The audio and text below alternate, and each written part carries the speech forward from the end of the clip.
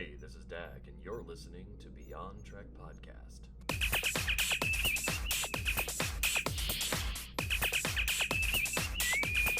On a red alert. Welcome, everybody, to Beyond Trek Podcast. This is Dag. In the house with me today, I've got Renzo and Suzanne, and we're here today to talk to you about the second part of A Moral Star, Prodigy's next mid-season finale. Spoiler alert. They're on hiatus now. The next 10 episodes in the order will be coming out TBD 2022. But that's not a bad thing because we have a ton of Trek coming out over the next couple of weeks. So stay tuned to that. But meanwhile, we are going to dive deep into this latest episode, which I feel really was one of the strongest mid-season episodes of any Star Trek, given where we left off with the cliffhanger in the last episode. Yeah, what I was surprised by was that they left off the cliffhanger last episode on a high note. It was the reveal that the kids had planned for this, that they had preparations for this, that this wasn't like a, oh no, we've been double crossed again kind of thing. But yeah, that was an uplifting surprise for me at the end of last episode. Well, and it is a kids show, and so the kids who are watching it, those Y7s, hi to Vix, look at the paw making a guest appearance. As a kids show, you probably don't want to leave the kids on a best of both worlds, right, moment. You want the kids to go, but what's going to happen? And they'd be like, oh, everything's in control. We'll find out next episode what's going on. So very cool things. And also, like, this episode definitely took me places I didn't think we were going to go last episode. I thought it was just going to be a nice little ribbon tie-up, and we didn't get that. I mean, I'm very happy with what we did get, but let's get into the episode so we can navigate our way to there without skipping ahead. 100%. All right, so we open back on the Protostar with the Diviner, like, saying that they can't find the Protocore on board, which is pretty significant because it's a large thing to move. It also gave us one neat factoid, which the computer says about an exotic matter particle core, which is much more interesting to me than just like it's a sun inside of a core. So it may be more than just a fusion reactor. Maybe I've been overreacting. Could be. What if it's a dark matter star? Ooh, I like that. Then it wouldn't be able to interact with anything and we wouldn't be able to get power out of it. And But Murph would probably not be able to eat it. No, Murph's fine. He's indestructible. It's a kid's show. We don't have to be real with dark matter. We have to be Star Trek with dark matter. True. I'm just saying, right? Like, I'm glad that they gave us some Trekno-babble to, like, make it less, it's baby star, because a baby star is not that interesting, generally. One of the things I have a question about. In this scene, we see dark hologram Janeway, and I immediately am like, those eyes are way too, like... Did they change the eye color? Yeah. Are Kate Mulgrew's eyes brown? No. Her eyes are blue. But they're not that kind of blue, though, either. Yeah, they're not, that like, bright. Okay. Yeah. Okay. They almost look like White Walker eyes, honestly.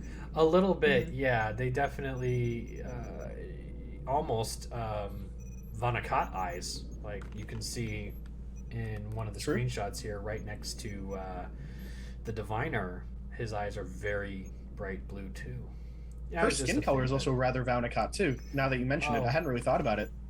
Yeah, she's definitely lost the pallor. It's much more ghostly.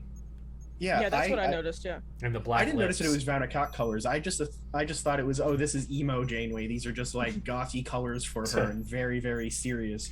But now that you mention it, you're right. It is very Vanakat color scheme, and I didn't think of that. I think the reason I noticed it was that it's very similar to Gwen's skin tone a little bit.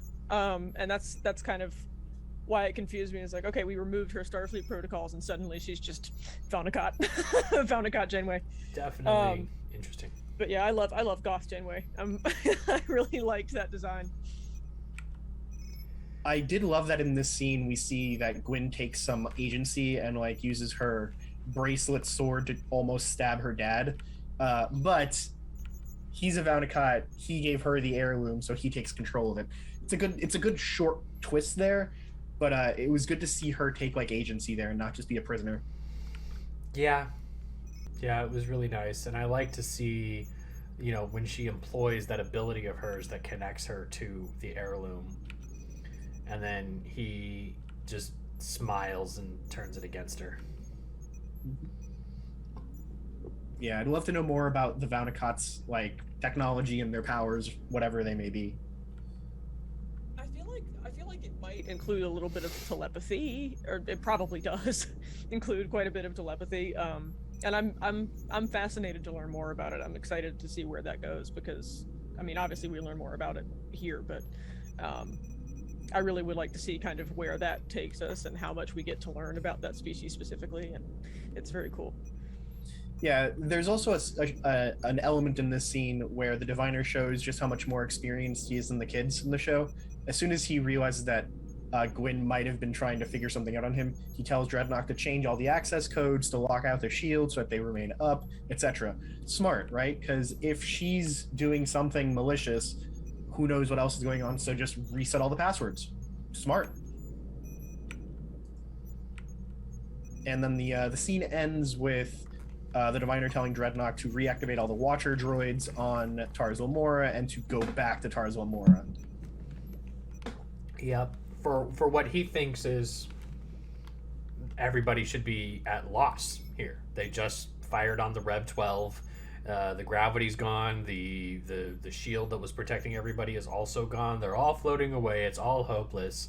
We know that our protagonists have a plan here. It's a little off hinge, but how in the world should the diviner even expect to find anybody alive?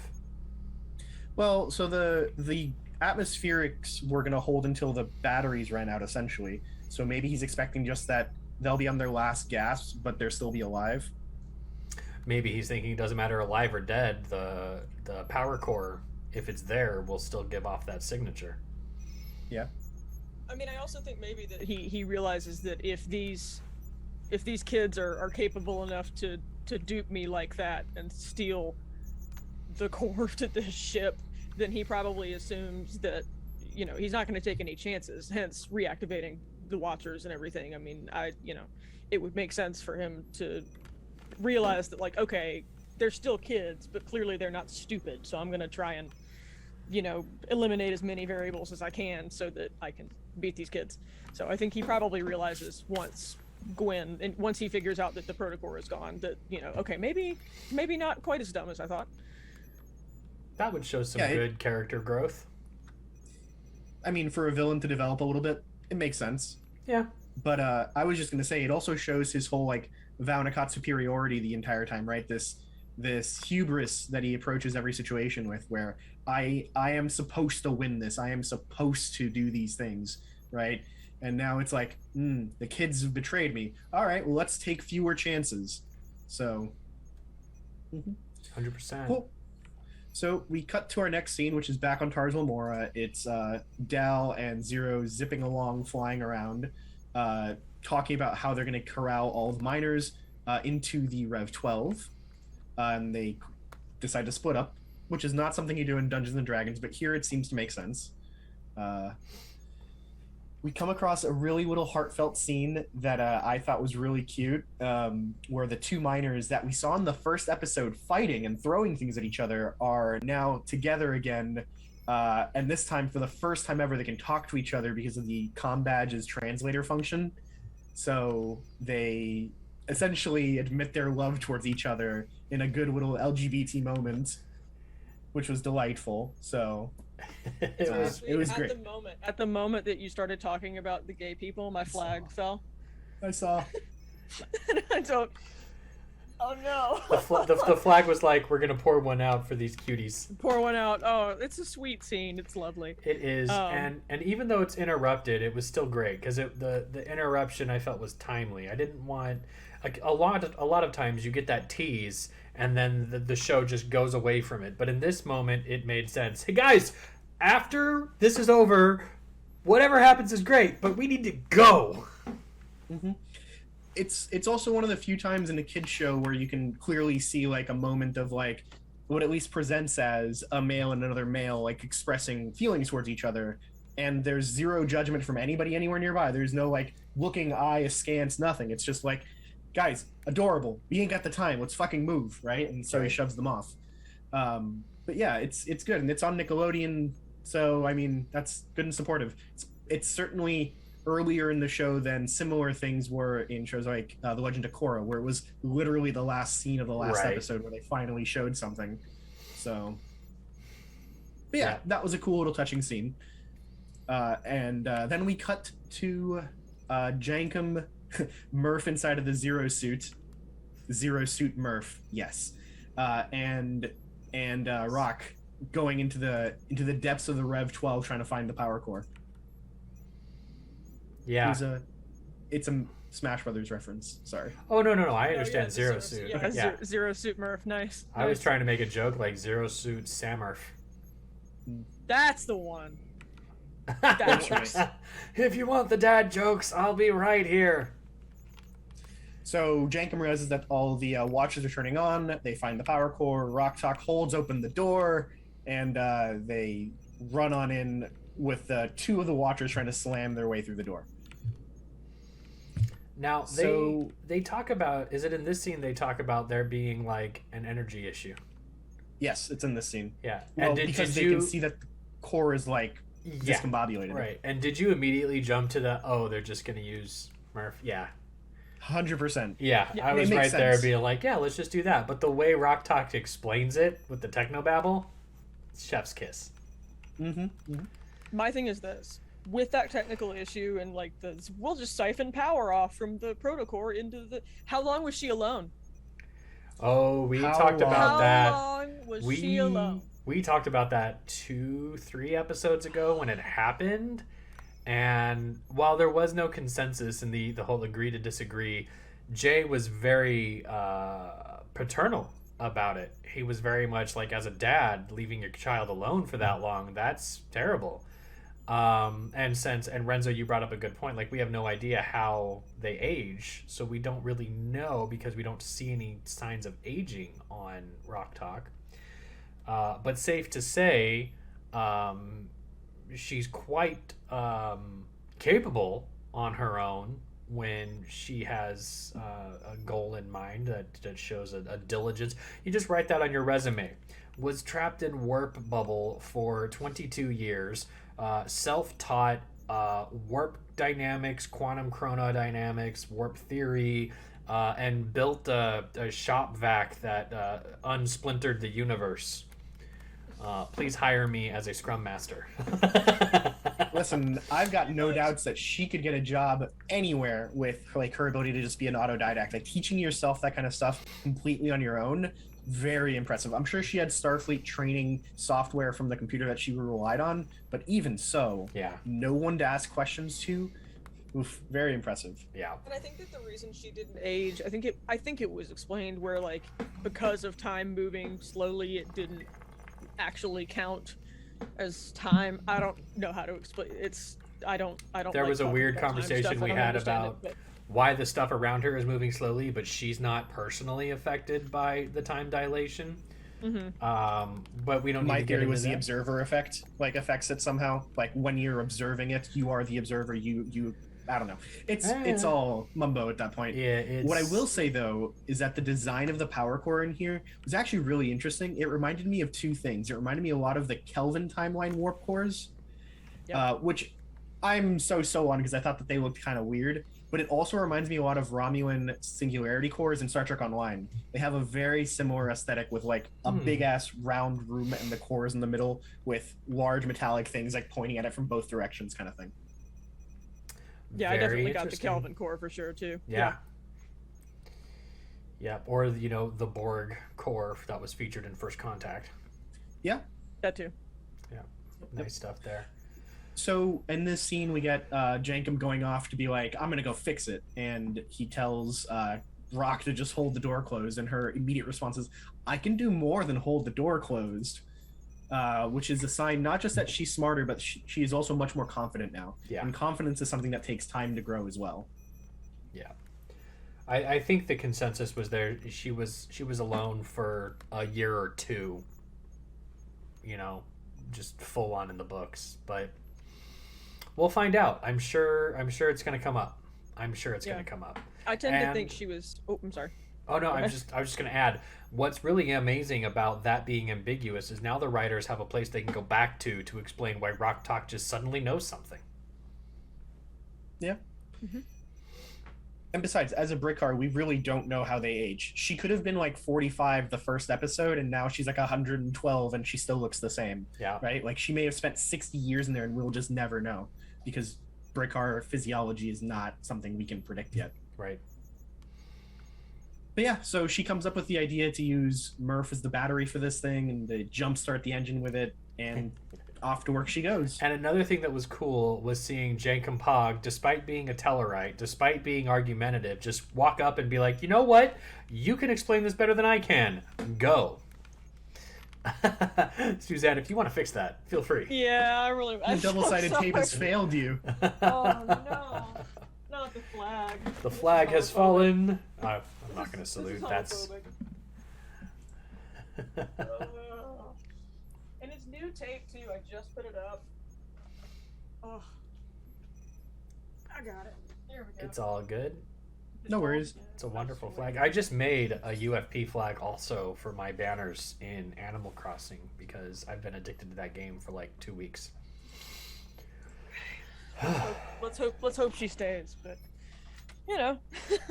So we'll yeah. find out. Just seeing Jankum humble himself because as a team player now, because they've had that experience and they're on that wavelength, he's like, I could probably do that, but you know what you're talking about better than I do. We're in a pinch. I'll hold the door. You do the thing. There was even some very friendly, like, teasing banter between the two of them too, right? The whole I didn't know you could fix an engine by staring at it, right? Like, is great because that's the sort of stuff that happens in real teams. Yeah. Yeah, it is. You learn each other's strengths and weaknesses, and you can rib each other, and yeah. My favorite thing I think about that scene is looking at Jankum Pog holding the door closed while floating.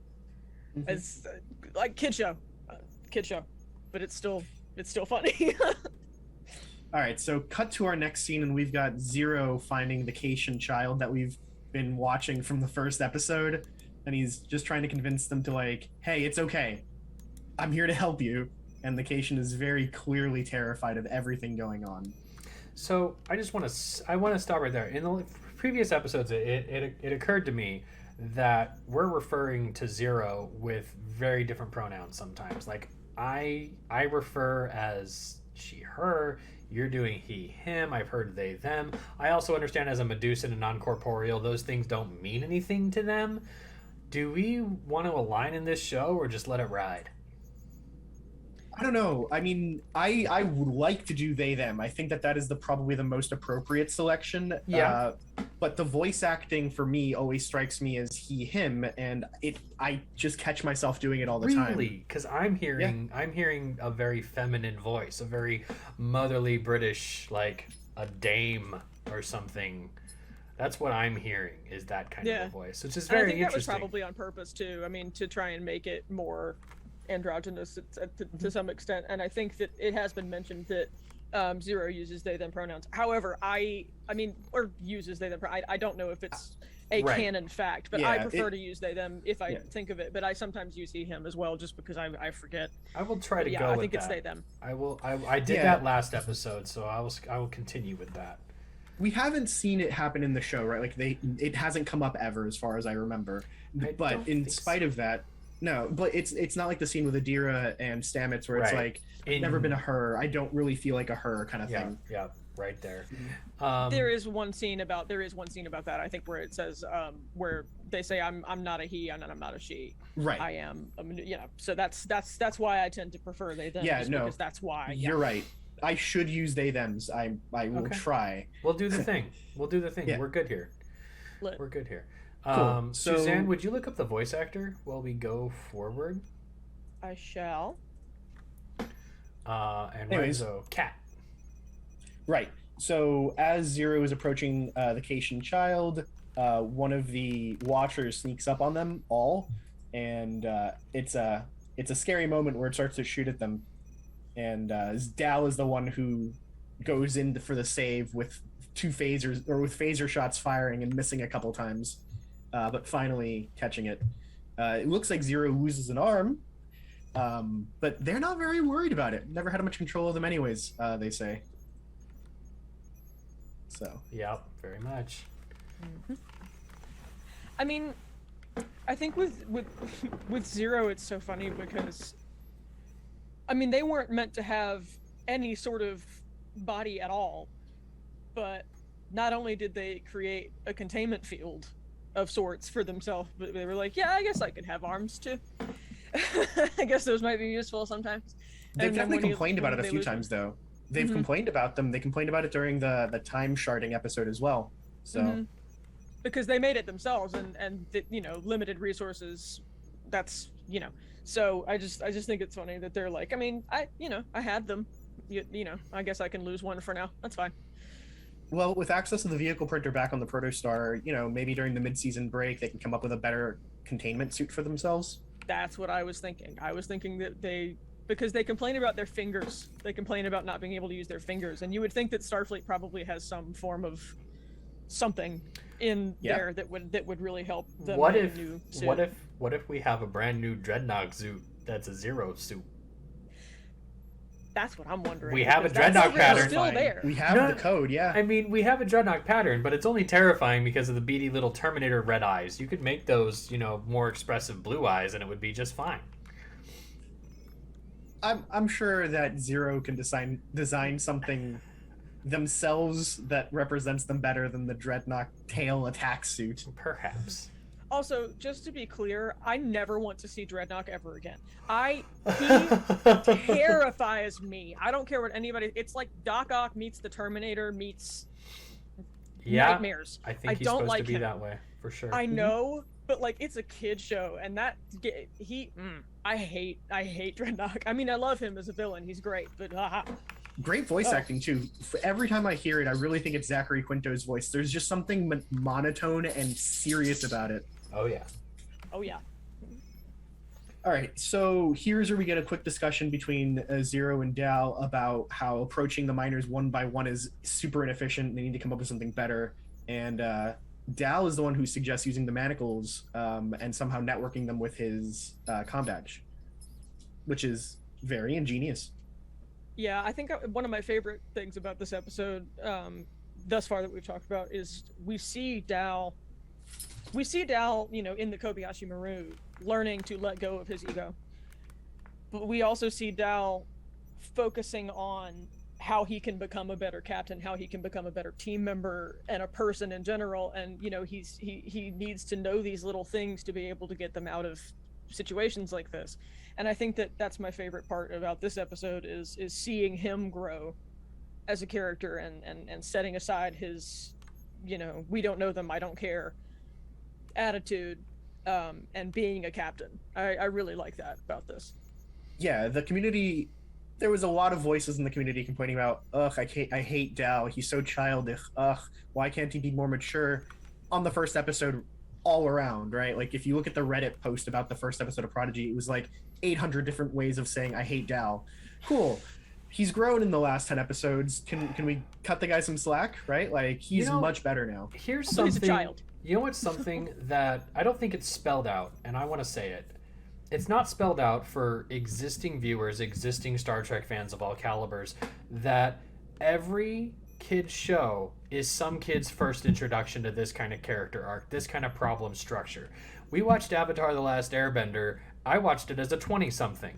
And yeah, okay, Aang at the beginning, oh my god, he's annoying as heck. But over the course of that show, he learns the burden, he faces it, he confronts it, he overcomes. It's awesome. And it's an awesome arc to see repeatedly. And children are going to have this experience. Some of these kids, this is going to be the first show, their first introduction to this arc. 20 years from now, they're going to be complaining that whatever iteration of Star Trek is not like Prodigy, which the people today are complaining about. This wasn't like the classic TNG, which itself was complained about wasn't the original series. So let's just spell it out right now. if you No hate one this hates on Star Trek like Star Trek fans. nobody hates on Star Trek like Star Trek fans, but more specifically, if you're hating on this show because these characters are going through arcs you have seen time and again in Star Trek and other TV shows, congratulations. You were there for the ride. This is someone's introduction. Let them enjoy the ride. Let them see these characters struggle and overcome, and sit back and nod and watch them as it clicks with the new kids, with the new viewers. So if they're posting online and they're saying something like, wow, Dahl's arc, this was really great, celebrate that, because some kid out there picked it up and they learned it and they figured it out. Don't go on to them and be like, it's just like Aang. Yeah, screw you. These kids are having a good time for the first time. Let them enjoy it like you did. Hell yeah. Well said. Amen. And so Fully agree. No, I feel like that's what people forget is that there's two, it's a kid show. It's a kid show. Someone is experiencing this for the first time as a child, and it doesn't have to be dumbed down, and it isn't. I really don't think that it is, and I think that that's what I love about this show specifically, is that I think that some kid shows will do that and assume that children are not as smart as they are, and that bothers me. But I think that, for the people that are complaining about it, one, it's a kid show, but it's a kid show, and that's a good thing.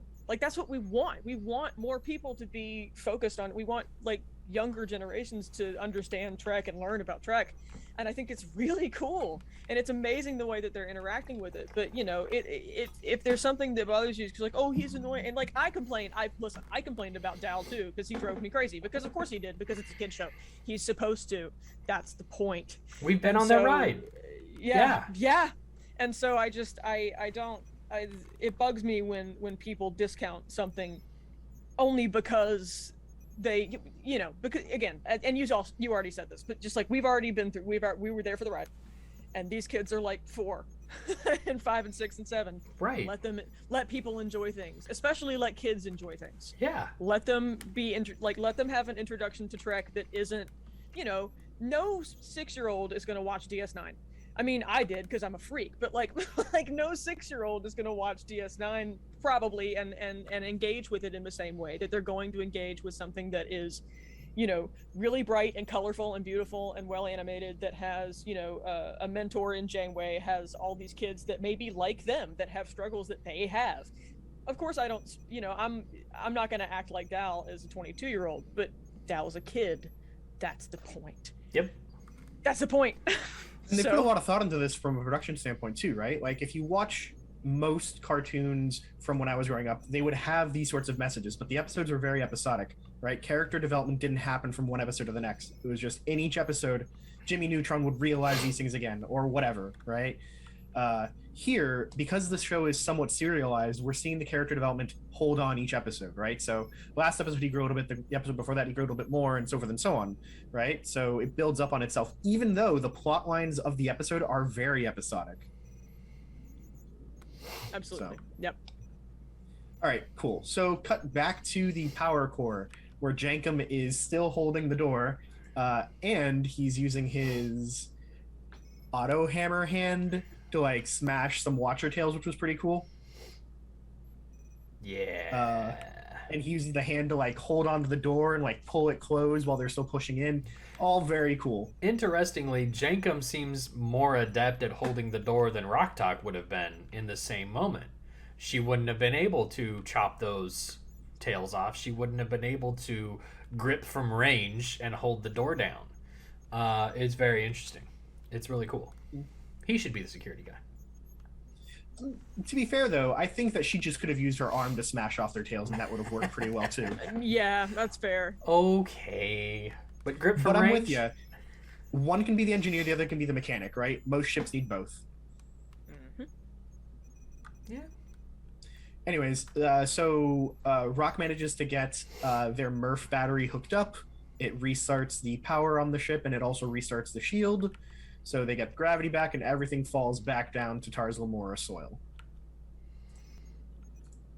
Which was kind of terrifying. I was really expecting some people to get crushed by things, because it just seemed rough.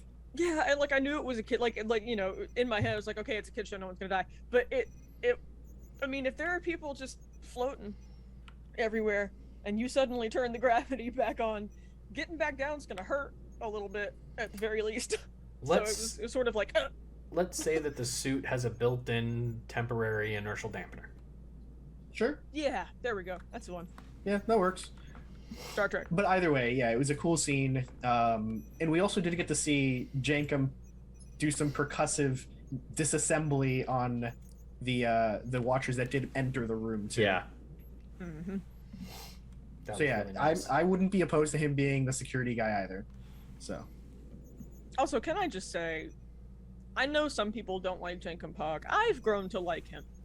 I guess I didn't at first just because of like he's supposed to be kind of plucky, comic relief, I guess. You know what I mean?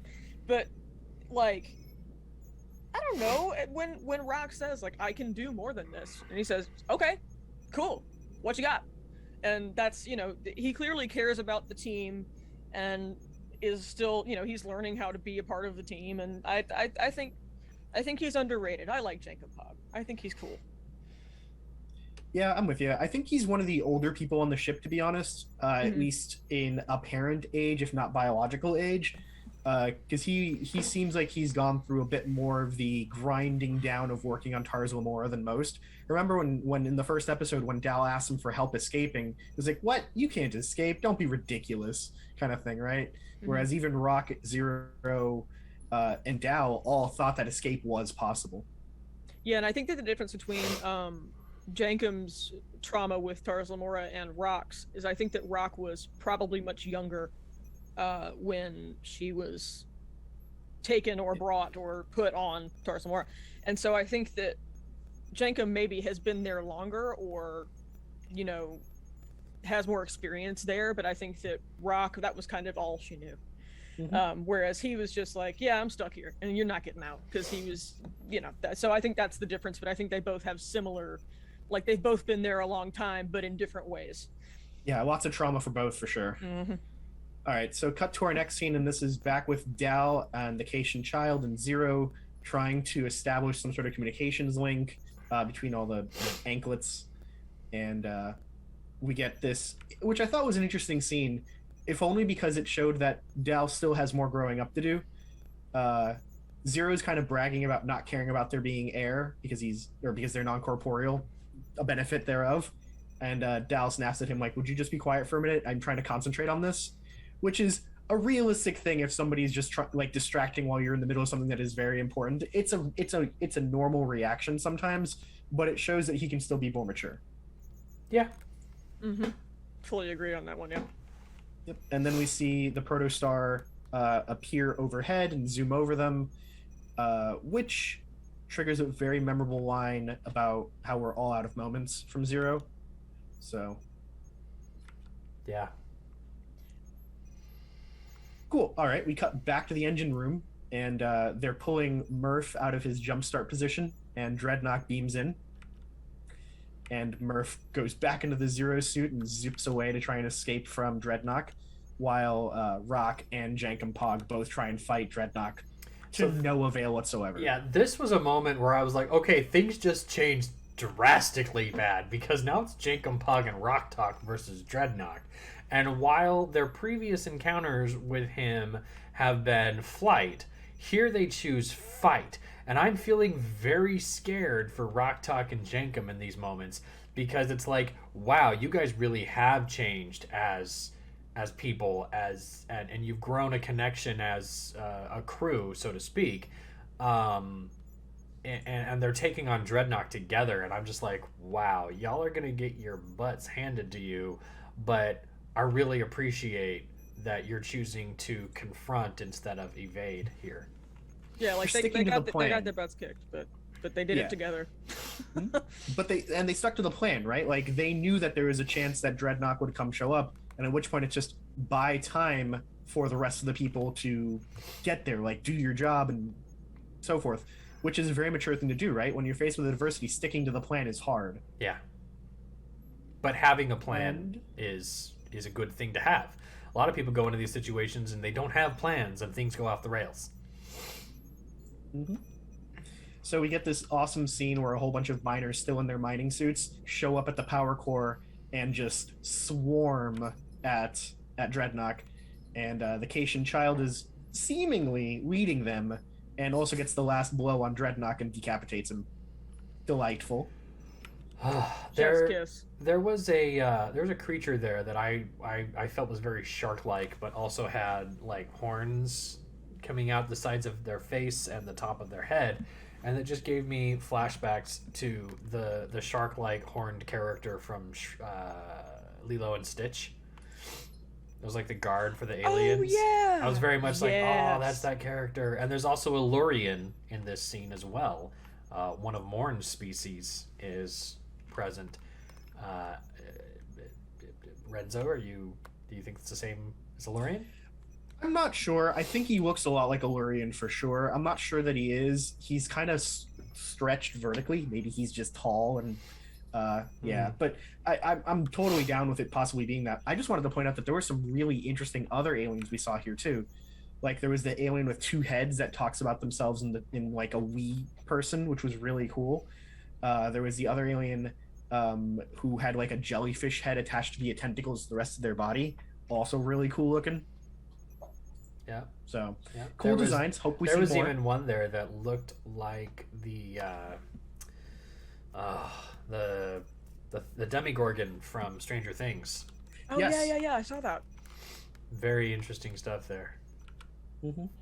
Loved it. So we cut to this, or in the same scene, Zero and Dao show up, and they realize that Murph's had the power core beamed out of him, which is probably very unsettling. He looked very unhappy when we first see him emerging from behind the Zero suit. Yeah. Poor Murph. Yeah. been He through looked a almost a lot. little wounded. I was really surprised that I don't know. I it was a moment where I was like, that wasn't in the plan. Yeah, I agree. That was probably a And clever that's thing. okay. Remember, for some reason, and I don't know why, but for some reason they all seem very impressed and surprised about transporters, right? Like, remember in the episode when they were trying to teleport the apple pie or whatever it was, the pie slice around, Mhm. they were all very shocked by how effective transporters were. So it seems like that's just a piece of technology that they're not very familiar or comfortable with. So its use against them was probably just, oh, crap, we didn't think about that one. Well, it kind of seemed thing. to be something that they didn't have on the Rev 12 either. No, they did, because they used the transporters in the back of the room to beam onto the protostar in this episode. Oh, that's true. That's true. Right. Okay, so the kids just weren't exposed to the tech as minors. Yeah. Okay. But it's weird because Lynn is also fascinated with the transporter and the pie. True. And so to me, I don't know. It's weird because like, why would she not? Because she got training, I suppose, from the diviner in Starship Systems and the like. So I maybe it's just because she's seeing it in a context that she hasn't seen it before, and like, oh, we can have fun with this. This could be fun, you know. But I do think that, you know, again, she's on the protostar and they're not, and so they don't think about it in this scenario as much like it, but she probably would. We could So- ask Aaron Waltke. We totally should. Mr. Waltke, I know you're a really great writer, but can you explain this one inconsistency, like Galaxy Quest style, please? Yeah. Now, I Yeah. did want to point out this little bit, right? So we've had questions this entire season about whether Murph is actually very sentient or not, right? Because he kind of just sometimes seems like a pet, right? But in this scene, I think it tips their hat a little bit that he does understand the seriousness or the gravity of what was going on. Because when he comes out from behind the Zero suit and he knows that the power core has been taken out of him, he looks concerned. Maybe it's just like, oh, the thing I had in my belly that was warm is gone now. But it looks more like he's actually like disappointed that he couldn't do his job, like I couldn't do my part. Yeah, And the noises he makes are clearly those of distress. yeah. We're gonna learn more about Murph. I feel he's indestructible goop. That, like, I love him. I don't know what he is, but I love him, and I hope we learn more. He's about our him. cinnamon roll. But he's really like bread All right. pudding.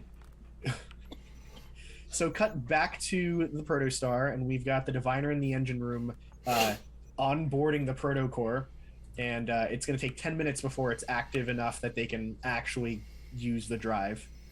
So he's in this super confident, overconfident place again. Yep. And at the same time, the miners are taking stations on the bridge of the Rev 12. Like they're manning what look like little cubicles almost with control panels and such. And they start the liftoff procedure for the ship. Reading the language that they couldn't read before. True. That is very true. I mean, that's so going back that a diviner is an evil genius but an evil asshole at the same time. The idea of keeping all of your prisoners from being able to talk to each other because none of them share a common language seems like a very effective tool for controlling and containing them. So I mean, there's biblical roots for that too. Mm-hmm. Yeah, for sure. So we get this neat scene of the Rev 12 lifting off, folding from its city configuration to its like ship battle configuration. I don't know. And then going to warp really cool. Again, I'm with you, Dag, that it looks a lot like the Dredge mothership from Titan AE. Right there with you. I still think it also reminds me of the Zant mothership from the Star Trek New Worlds novels. So yeah. And then we cut back to the bridge of the Protostar, where the diviner comes aboard or enters the room and is like, what is Gwyn doing? Why isn't she in the brig? And we get the best little snappy answer from the Janeway hologram possible. Yeah, we do. Yeah, it's because I only answered to Starfleet, I think is what it is. And then she retakes her healthy normal appearance. Yeah. And talks about the upgrades that Gwyn gave her, which was mentioned last episode too. Remember, there's that scene when Gwyn is typing and then Janeway's over her shoulder and goes, "Oh, that's quite the upgrade there." So yeah, that I was waiting for that. Yep. I was waiting for that. I saw that in that episode and I said, "Oh, something's gonna happen with Janeway." I'm excited. And I think she does also get a slightly different variation on her uniform as well, with the stripes on the sleeves, I believe. Oh, I hadn't noticed the stripes being there or not in the previous one, but I do like the way she looks. Yeah, they definitely they do a good visual storytelling there to tell those kids, hey, this is Janeway. And what I will say is very cool is the upgrade that Janeway got wasn't just to be resistant or immune to the Vaunacott programming. They also gave her physical, like, mass, right? Like, they actually put, like, shield parameters inside of her so she can touch things now, which is something that the EMH doctor on Voyager could always do, but which we've seen this Voyager hologram could not. Now she can, which is why she goes and has, like, a fist fight with the diviner and then rips off one of his, like, liquid life support things, which was delightful. Yeah, Janeway just says, "All right, murder." Like, straight up murder. She is not fucking around, ladies and gentlemen. I've got some decaf in my code today. Bring it. Not decaf. I mean, she fought like the way Nightcrawler does in the X-Men movies, right? Where, oh, you come this way, well, I'll be behind you then. Oh, you went that, oh, I'm over here now, bye. Kind of stuff, which was great, which makes sense for a holographic officer. It's a really cool way to also, like, exploit mass in body mechanics. If you're leaning into that punch forward and the thing you're punching is suddenly not there, you can't rely on the thing that you were punching to counter your balance. So you just appear behind them and kick them, and they fall over. Mm-hmm. So as far as the kids showing aspect of this, I think it's an interesting trick that they had her pull out this, like, blue cable thing rather than actually, like, make him bleed. I think that helps with the sensors because, you know, if you show a hologram stabbing someone to stop them, which is roughly the equivalent of what this was, it raises the parental notification necessity of things, right? Yeah. Even though they both kind of serve the same purpose. So kudos there for coming up with a good workaround. Oh yeah, absolutely. Yeah, definitely the one spot in the armor that had a 1 AC. Yep. So then then the diviner starts his, like, oh, I'm going to talk to Gwyn and I'm going to convince her to help me at this last second. And unsurprisingly, it does work to some degree. She pauses the Janeway hologram. Terrible idea. And she stops lowering the shields, and the diviner convinces her that Solum still exists. It's here. We can save it, but we don't have long. And she needs to know more. He reveals the big game that he was sent back in time to save the planet. So, Whew. Confirms all those time travel theories, but also breaks open a whole lot of speculation about how everything ties together. It's a big old can of worms. I also, the thing about Gwen is, boy, she's gonna need a lot of therapy for those daddy issues. Like because I mean, it's still her father. I mean, it's still her parent. I mean, how long has it been since they've been on the ProStar? Maybe like a couple of months. Like a few. Yeah. Well, except for Rock, who was there for who knows. But like, it's still, and he never told her, and so she still has that mystery to solve for herself, and she thinks that he's the only one that can solve it, and truly he probably is the only one who can. And so while it is not the best decision for her to pause the Janeway hologram, I get it, and luckily it's resolved. But you know, it's still one of those moments of see, she has the attachment issue that Dahl doesn't have. Dahl didn't care who was telling him what to do, whether he knew them well or not. He wanted the justification. She is still trying to resolve those conflicting feelings. She still has the dissonance from what she knew to be true to what she knows now, and it's really hard to push that away. Mm-hmm. Yeah, I get it. I get that there's definitely like internal struggle there, and it makes sense to show it. It's very realistic. It's just like you could have allowed the shields to go. You could have brought the shields down first, and then gone with Daddy-O to figure out what exactly he's lying to you about, and have your friends there to help you because you trust them. But no, she fell for his bullshit too much. I mean, I guess the assumption though then would be if she did that, and if they put him in the brig or whatever, that he'd never talk. Or something, or that he would continue to, or if she knows what he's after, maybe she can use it against him, type of thing. But there's that. And have we gotten to the holo program part yet, or is that not there yet? Okay. No, that's a bit further. So there is one neat cinematography thing that they do in this scene, where once Janeway hologram is frozen, she'll be in the foreground completely frozen, and then the rest of the scene will play out next to her and behind her. Really cool, because it shows you just how Janeway is there, but she's not there, right? And it's a cool little trick that they did. Yep. Cool. So cut to our next scene, which is now the Rev 12 catching up to the Protostar, and they're talking about how, well, we can't beam aboard. The shields are still up. Why aren't the shields down already? Gwen should have brought them down. Something's wrong. We gotta help.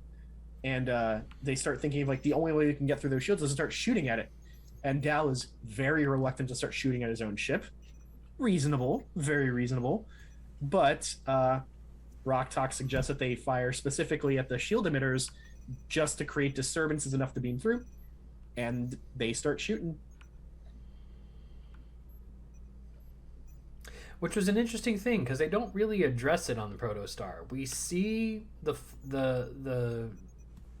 beam strike Protostar and start messing with the shields, but when we flash back to Protostar, this is what happened to Solom. And they don't even have the throwaway line of their firepower is at minimum, we're not going to worry about it. They're just trying to reduce the shields. We've got an hour. Yeah, I mean, it might be along the lines of they're just not on the bridge anymore, so they just don't see it. And with the computer paused, because Janeway's paused, there's nothing yelling at them like shields at 70% or something. And not only that, but I mean, they're firing at the... What are they firing at again? I'm sorry, the shield generators specifically. Yeah. And so, I mean, it may not be rocking the ship like crazy or anything like that, but I mean, it's still giving them that momentary blip for them to be able to beam over and help, if that makes sense. This does do a neat thing of showing us the shield shape of the Protostar. So lots of Star Trek ships will have complete bubbles around them, and there are fewer episodes or fewer scenes where we see hull conformal shields, but the Protostar definitely has a shield shape that like is very close to the hull and fits the hull, which was neat to see. Yeah, I love the little ship details and shows like that. I mean, even in a kid's show, it's still written by people who love Trek and who want to express that love of Trek for other people who love Trek. And so I love little ship details like that. I totally geek out at those. Same. All right, so cut to the holodeck where we have Gwen and the Diviner standing over a computer pad, or a computer console, and he like creates a memory chip out of nowhere from like liquids inside his suit, and then like inserts it into like the USB slot, and it just loads the Solom Holo program. It definitely goes with their mental control of that metal, and I think the chip comes from the filigree on his glove, not from inside the suit, because he's got that incredible filigree on his gloves and on the rest of his uniform that I think might be reinforcing, but made of similar metal. I'm almost of the opinion that it's a 100. It's one of the 100, and it's not really sentient, but it responds to the mental commands. I think they enslaved a changeling. That seems rough. It's the diviner. We just spent 2 episodes talking about how he is the villain. He's abusing children. It's not beyond him to realize he has a semi-sentient puddle of goo that can be weaponized. He weaponized a Medusa, for crying out loud. I'm not saying it's beyond him. I'm saying that I don't know how. I feel like trying to enslave a changeling is just a recipe for getting it to kill you like T-1000 style, stabbing you through the throat or something. Perhaps, but he's got mental control of it. If that mental control ever lapsed, maybe it wouldn't work so well. Additionally, there is one other loose end in Deep Space Nine that's never tied up with a similar thing. But if you remember that one episode where Odo helps that fugitive escape to rescue his daughter, and he's got the shape-shifting key from the first season of DS9, that shape-shifting key never really is explained, but that kind of material could do this as well. Yeah, that's fair. That's a good point. So we do see a really cool little detail, though it's something I expect that they would show, but it is still good that they did it. When he's about to insert his little memory stick in, it doesn't just get stuck into nothing. There's actually a hole that opens up dynamically for where he's about to stick it. And then it loads it in like a proper chip or something. Almost programmable That's a good matter. detail. Yeah, it's almost programmable matter. It's a good detail to include. Very, very well done for the graphic arts guys there. Yeah. Anyways, it loads them into the Solom Holo simulation, and it's kind of stunning. It's like a very pretty rocky purple planet. The rock outcroppings actually remind me a little bit of like Tars Lamora itself, which maybe it's why he's there. But it is really cool looking. The center of this place reminded me of the Disney castle from the beginning of all the Disney movies. Yeah, a little bit. I almost expected to hear the soundtrack from, the fanfare. Don't sing it. They'll copyright us. Wait. They'll copyright strike us. Remember, if we get a cease and desist, it means we made it. And if our first cease and desist is from Disney... Wrong people. No! But yeah, so you're right. The city is really cool looking. The building in the middle is very castle-like. Yeah, it looks really neat. Yeah, it does. The architecture is really nice, but it's also reflective of the geography. You have these very sharp spires pointing in many ways, either up or towards the center of this facility. And he also explains here that the Vanakat were a xenophobic race. They did not believe that there were other people in the universe. I don't know if that's necessarily xenophobic, right? Like, I don't want to jump to that because there are many people on Earth who argue that we're the only like sentient life in the galaxy, but I don't think that's because of a place of xenophobia. It's just a point of ignorance. I have a thought, because, and I could be wrong, but the way that he says that the Valnakat were confident in their supremacy, that, to me, because he mentions that there is a possible civil conflict. There's a civil conflict that occurs when, first one. But are there other races on the planet that could have said, hey, look, that offers salvation. Maybe we could do that. And then the Valnakat said, maybe it's like the Zindi, multiple species on one planet, and they were just all enslaved by the Valnakat. That fits. Yeah, because the confident in our supremacy thing, that's what gets me. And so and because the diviner is so, has that title and is so sort of plotting and scheming and evil in general, I just something feels like, I feel like they're not the only ones on that planet, and I feel like they may be what am I trying to say? They might be the majority, but I think that the use of the word supremacy to me feels we're going to find out some more about the Valnikat that maybe doesn't make Gwen too happy. So to finish that sentence, though, it's confident in our superior, believing it is just us in the universe, right? So So maybe they don't have another race because they think it's just their own race, or maybe they don't consider any other things that they have found to even be worth designating as a race or as a species. I don't know. But yeah, it is interesting. I do want to learn more about where these opinions of theirs came from. His story really, really bugs me in a way that tickles my contemporary news issue. You know, these people... Unreliable narrator stuff? Well, no, let's ignore unreliable narrator for a second. I didn't even want to broach that because, yeah, sure, you're absolutely right. The unreliable narrator aspect of what he's telling Gwen is totally consistent with the fact that he has lied and he has manipulated and he has held the truth back. So he could just be saying what he wants her to know so that she will be on his side again. And that's, again, right in line with his manipulation. But let's for the second say that what he's saying is true. He's got a holoprogram ready to go to show Gwen. He could have had that ready, could have been part of his plan. Who knows? But if we take what he says at face value, he's basically saying that there were a group of people who had their Dunning-Kruger scores on artificial life really poor. They thought they were the only ones. They were confident, or what is it? Confidently inconfident. And their response to new information was to annihilate themselves.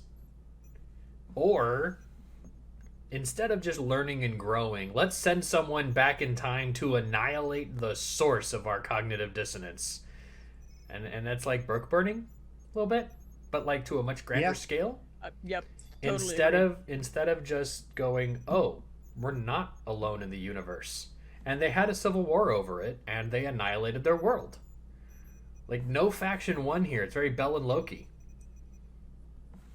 And that frustrates me on a relevant level today, and who knows what people are going to think 10, 15, 20 years from now. I mean, I don't agree with this take personally, but it was a take that I read while looking up this episode. Was people thought that, you know, if Earth today made contact with an alien race, we would end up in the same situation, right? You'd have religious uprisings of people being like, these are betrayers, they're ungodly, we should kill them. You'd have other people who are like, no, we should help them, and that would trigger like a global civil war and die off here. I don't think that's quite realistic, but it is something to think about. Yeah, I mean, especially considering how divided the world is in general at the moment. I mean, that definitely to me speaks to this particular storyline of just like, somebody came here and we didn't like it. So also we annihilated ourselves, and so now we're pissed. So I'm just like, let's just kill all of them in response. It feels, it's icky. It's supposed to be icky, but I don't like it. Yeah, it's an overreaction, and it just. Ooh, it tickles. It's also a warning. To me, it's a warning of what can happen when you are convinced that you are superior, if that makes sense. So, you know, there are so many people on, on Earth super that insular. are convinced. We're convinced that we're the most advanced race that exists, like, because we haven't, And so it's, to me, it almost reads a little bit as a warning. First, I'll say that I'm really glad we don't have time travel. At least publicly, I'm really glad we don't have time travel. But on the other side of the coin, we know what side of this conflict the diviner was on. He was on the side that was against the contact. So his history could be tainted. Like Renzo, you were saying, unreliable narrator. He's the only source we have on this information, and the history's written by the victor. Yeah, so that's one thing I wanted to do before we cut to the next scene. I actually want to recap what he tells Gwen, because we haven't done it. Yeah. But just a notable thing that he recaps for her is Starfleet finds our planet, we make first contact, and Starfleet leaves, and in the wake of that discovery is when they have a civil war. It's not like Starfleet started it. It's not like Starfleet helped arm one side or the other. They just didn't have a Cerritos around to do a second contact afterwards. They literally just made a first contact, and shit fell apart afterwards, right? So the jump in logic to blame the Federation or Starfleet for that takes a certain kind of like paranoia already. Absolutely. Yep. And yeah, I'll agree that they're very insular, but I don't want to jump to the xenophobic stance yet. Who knows? They were at least 50 like at least a good number of them were not xenophobic because they were ready to like engage with the Federation. So Yeah, you're not wrong there. That's true.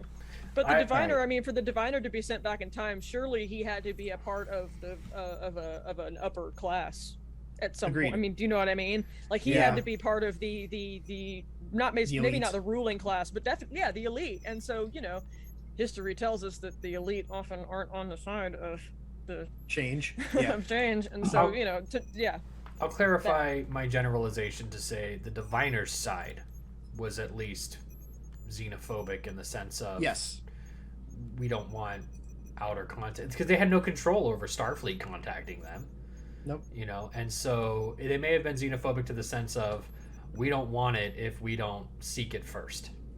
Yeah, new thing bad. No.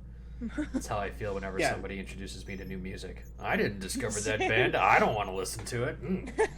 Oh, I like this. Who is it? Oh, it's that band. I don't like it anymore. So one of my great mistakes is in sophomore year of college, my roommate at the time, Max, introduced me to a band called Muse. I'd never heard of them. I liked that he was playing one of their songs in Rock Band, but whatever. It was one song. He was like, they're my favorite band. Here, listen to all their CDs. And he gave me every CD of Muse that had come out at the time. And they sat there on my drawer for like 3 years.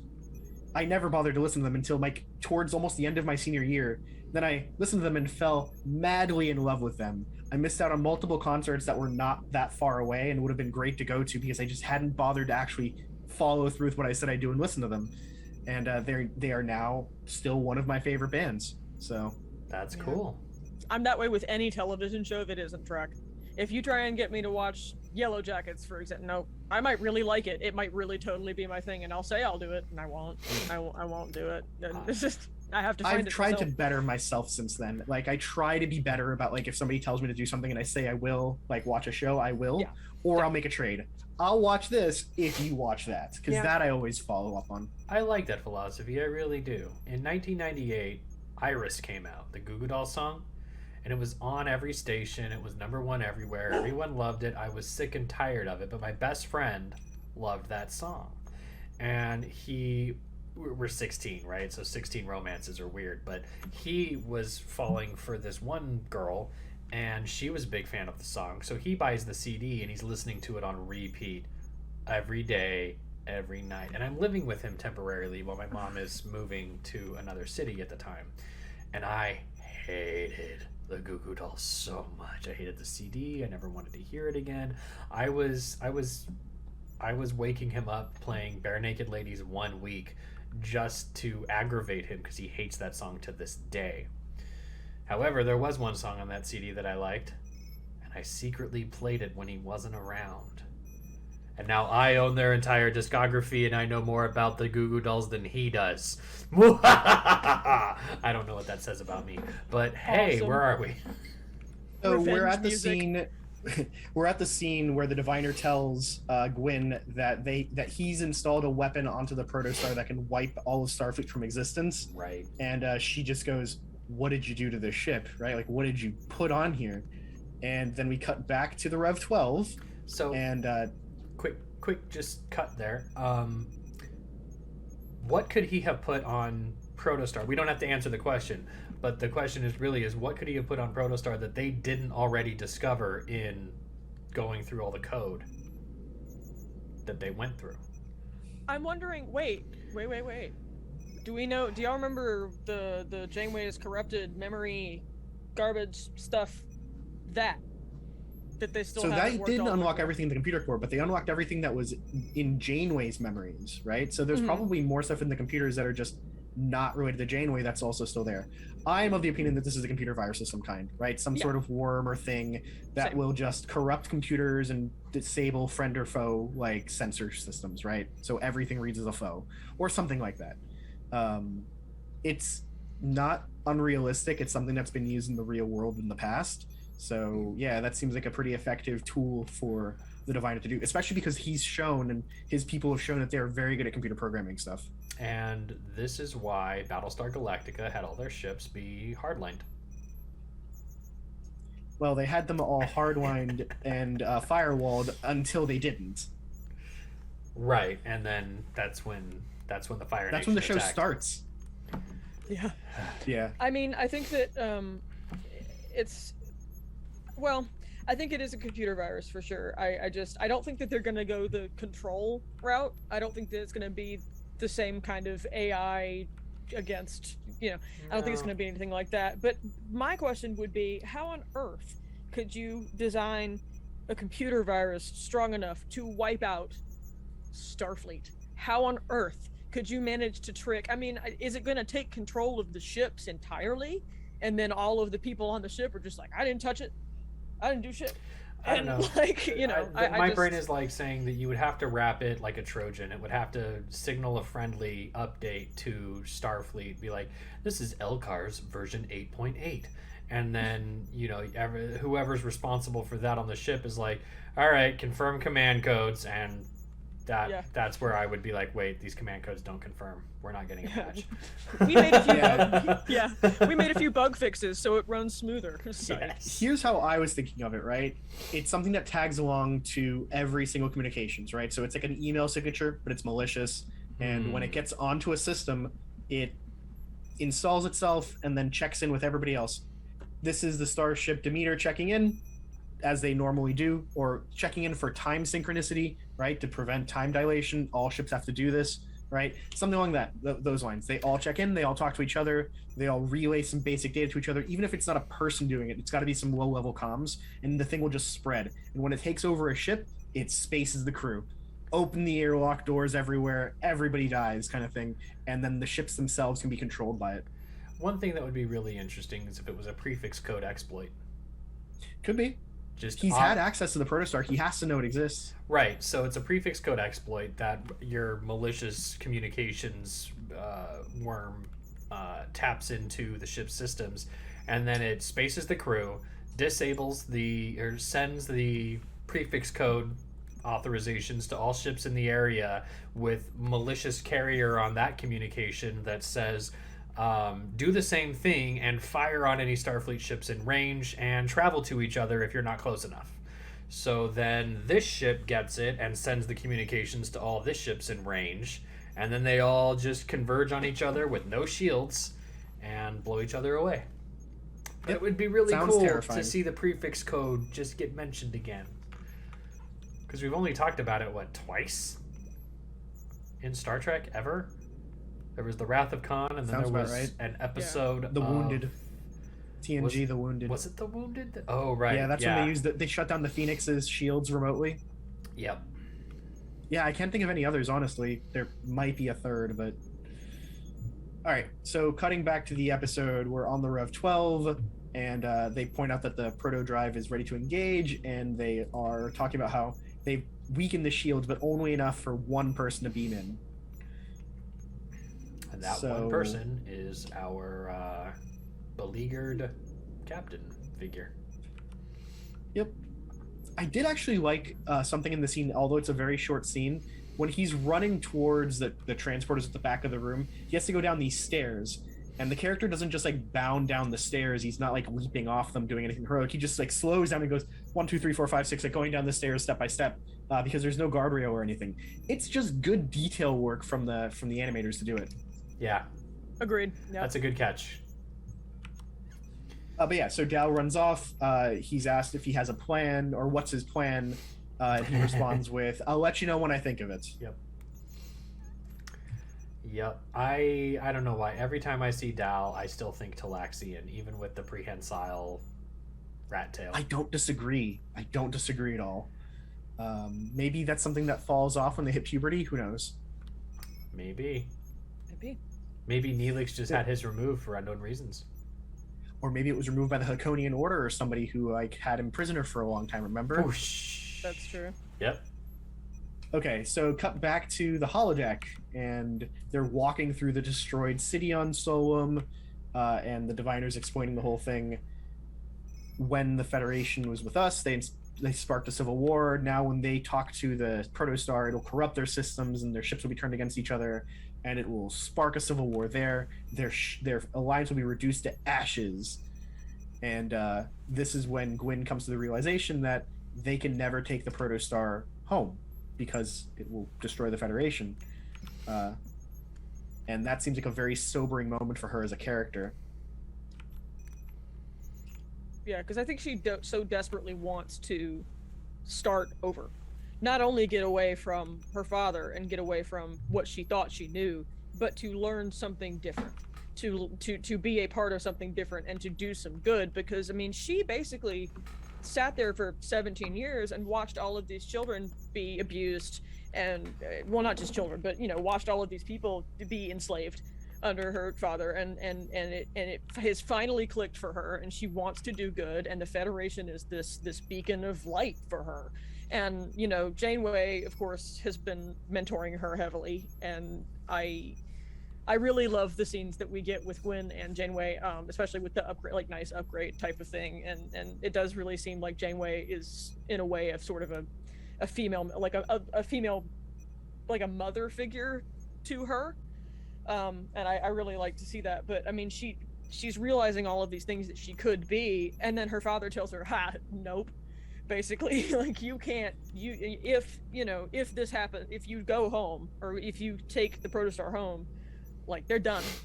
So, you know, I think it's a very terrible moment for her, because she realizes, well, you know, if I want to do good, I can't do what I want to do. I have to make the hard decision, and, you know, and that's, I think that's probably really lonely for her.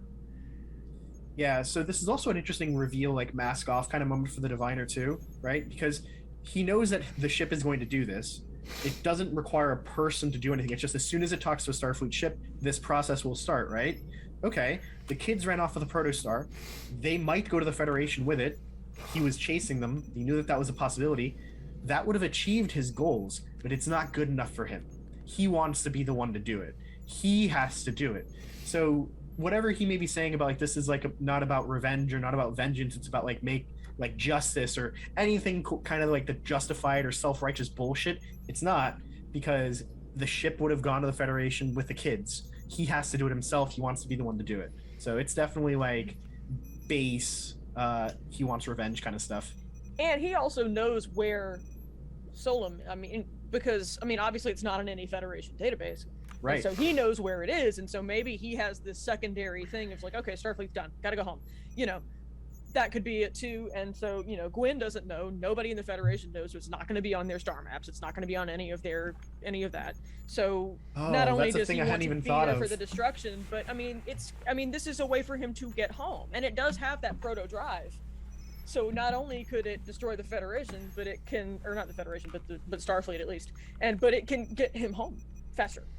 And you just brought up something that I hadn't even thought about, right? With the ending of the episode, with the memory shenanigans that occur, no one knows where Solum is again, except maybe that memory chip has it in it when it was inserted into the computer. Maybe it's stored there. They never took it out. But, yeah, no. And can you not replay holodeck things that happened? If they're in the cache, yeah. If that was recorded, which I'm assuming it would have been. I mean, I don't know why it wouldn't have been. There's going to be some point, I think, where Gwyn, and we'll get to that later, but I think there's going to be some point where Gwyn maybe remembers something and kind of goes, wait, let's replay that. Let's rewind, you know, and I think that's going to come back. I think that chip is going to be important, or they're going to find it in the system and go, oh, what's this? And then replay, you know. Well, worst case scenario, you can reconstruct the location of a system or a planet based on everything you see in orbit, or like if you see the night sky, right? And we know that this recording showed the night sky because we saw the cool streaky bits of it, right? So if you have this Solum recording, you can chart what you see in the sky, and from that you can find a planet, right? So they can totally find it if they have it. Yeah. So you want to know one thing that just dawned on me, like I just became cognizant? Gwyn has eyebrows and the diviner does not. Maybe he's like Whoopi Goldberg and shaved them off too many times. Well, yeah, okay, but like, how does he even know who Whoopi Goldberg is? It's like who Whoopi 400 years in the future. I know Whoopi Goldberg from Jumpin' Jack Flash, and if you haven't seen Jumpin' Jack Flash, the movie from like the 1980s, highly recommend. Her and Sister Steven... Act here. Okay. Sister Act is my first with her. Early 90s. Also, fun fact about Sister Act, way off the filter there, but the young woman who plays her younger self in Sister Act is the same actress who played her young Guinan in Rascals. So. Oh, really? Did not know that. Cool. Yep.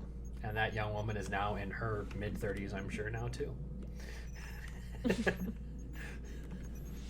No, that was just cool my catch. thing. But that was a good observation there, Suzanne. Well done. All right, so this moment of like we can never go home is very serious for Gwyn.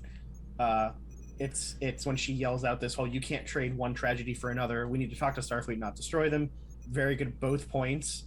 And that's when the proto drive comes back online and the computer starts like announcing things again. Right. Notably, the diviner's liquids in his suit have been fixed, and he seems much healthier now. And he starts like time to go home, and he brings up the arch for the holodeck, and Dal steps out of it, dual wielding like Type 2 phasers, and immediately gets taken out by more of the animate matter from the diviner's suit.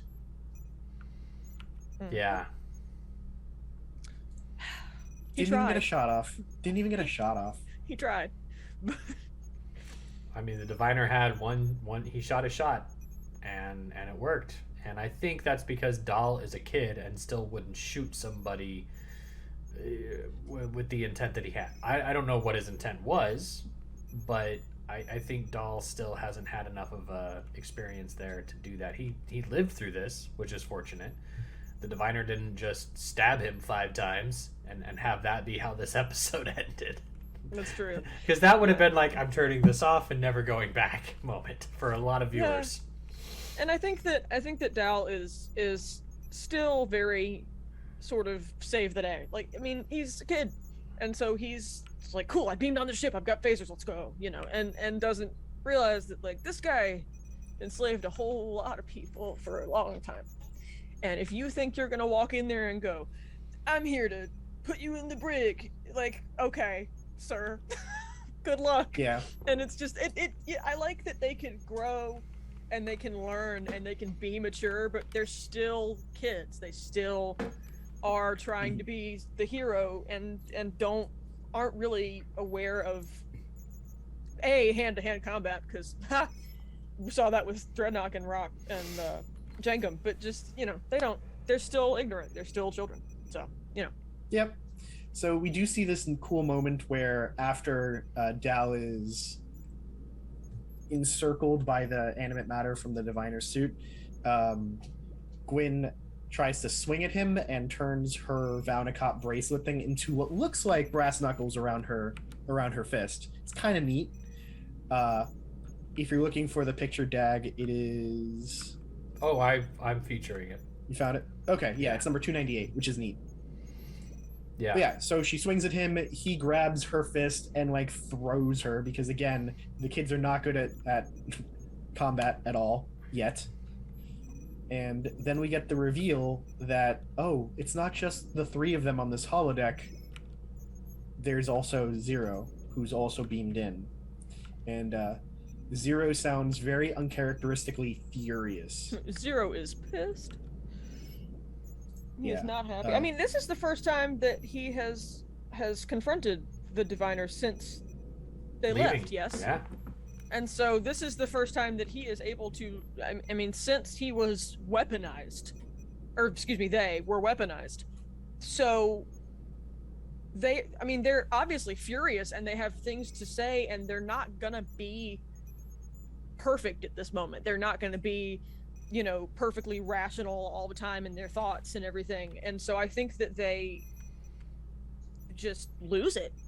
And it's understandable because of what the diviner did, but I think it's interesting that we get to see a very, because Zero of the group is sort of the collected, calm, sort of flighty, rational one, but rational one of the group. And I think that they have a lot of trouble maintaining that here, and it's interesting to get a very raw moment from them. Yeah, and they literally say that, right? I will show you who I truly am, right? Which is a kind of a chilling line when coming from a Medusan. So yeah, so Zero reveals themselves, takes off their Zero suit, and it's like a glowing sun of blue energy, essentially. And the diviner is caught straight in it, looking right at it, and his eyes go wide, his arms go limp, and he just stands there staring. Meanwhile, Dal is trying to keep Gwyn from looking at it at all, grabs her face, like pulls her in, like, look at me, don't look at it, right? So what I find interesting here is that it looks like this was some kind of plan at some point, right? Like, use Zero's innate abilities as a weapon. But I don't think Gwyn must have caught that, because she almost looked at Zero, right? Had to be grabbed by Dal. So that must have been like one of those last minute things that they thought of while they were on the Rev 12. I'll counter that with Dal beamed over. At least that's what it looks like. Dal beams over from the Rev 12 to where he is with 2 phasers. Like, I don't know where the phasers came from really, but he ended up in the holodeck. Gwen's not trying not to look at Zero. Gwen's still concerned about her dad. She doesn't know what's going to happen. She's looking to see if he's going to be okay. Dal somehow knows that looking at a Medusan is a sentence of some kind, and keeps her eyes on him as best as he can. What I don't understand is, why didn't you just say, close your eyes? Close your eyes, wait for it to be over. Because it had to be a plot point. But yes. But I mean, I agree with you. Aaron! I mean, I understand. Yes. Ideally, close your eyes. But she can't know about the season has to progress. However, I really like it, because close your eyes would have been ideal, would have been great. But I like that they include the reflection bit, because it's the basilisk in Harry Potter and other mythology, the person that Hermione sees it in the mirror, and is only petrified, if that makes sense. And so I like that they include that little bit into it, that she didn't look directly at him or them, but through even just the reflection, like, goes into a loop of saying over and over, we can't go. So I mean, even just going all the way back to the original story, right? Like, the original Medusa story was it was a Gorgon that if you looked at it, it was so hideous it would turn you to stone, right? Same thing as the basilisk in Harry Potter. That's like the oldest version of the story. But the Greek hero Perseus is the one who uses a reflective shield to turn it to stone because it looks at its own reflection, right? So it's definitely following up on the tropes. It's a good use of them because it makes sense, especially for little kids or younger audience members who haven't read, ancient Greek mythology. So. Yeah. And I like that they spell it out, and it's in part of the log eventually, and yeah, the log itself was great too. All right, so explaining further, Gwyn sees the reflection on Dal's comm badge. He grabs his comm badge and throws it away, but it was too late. Her eyes had already gone wide, and she was mumbling, speaking almost nonsense, saying, "We can never go, we can't go, cannot go," etc., which was hopefully her trying to get across the message that they can't go to the Federation, right? And Zero comes back over, showing a shit ton of remorse of, like, I didn't know Gwyn was looking. I didn't mean it for it to touch Gwyn. Oh my god, how could this have happened? Essentially, which makes sense because they clearly care a lot for Gwyn. That was one of the moments I liked about it. Sorry, you. No, please go ahead. But I mean, that's one of the moments that I liked, is that I don't know if it was necessarily a plan for them to use Zero as a weapon, but I think Zero knew that at this point, if I beam over, gotta do something. And the diviner used me for years. I'm gonna finish this. I'm gonna fix the problem. And I think that they are, again, so upset and so, they think that they can face him.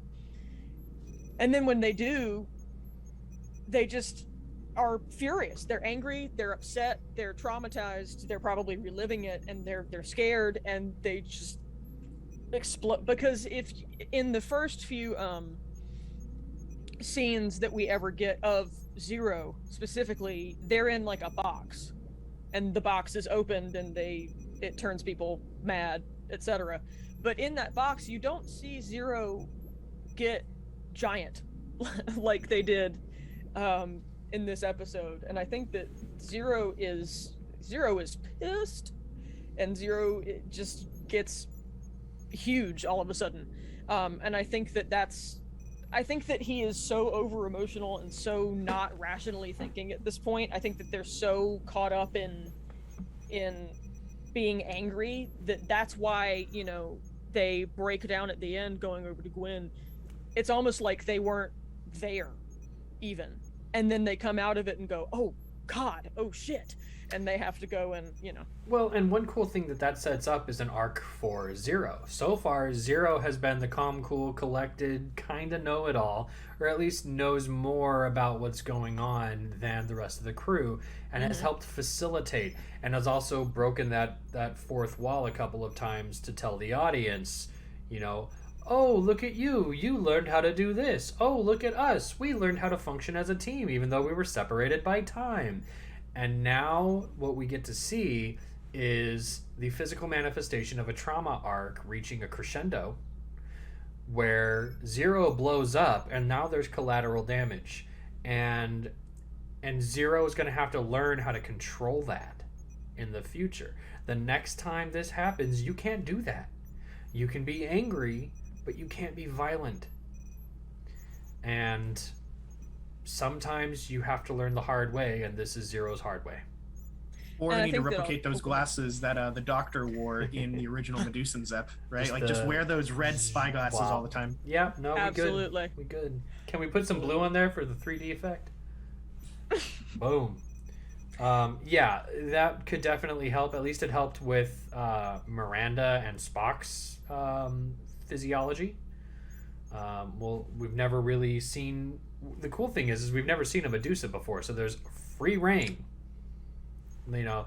Yeah, we saw the one in Truth There Was No Beauty, or Is There in Truth No Beauty, in TOS, but that was 50 years ago. We've never seen one since. There's all kinds of space for some creative fun there. Oh, for sure.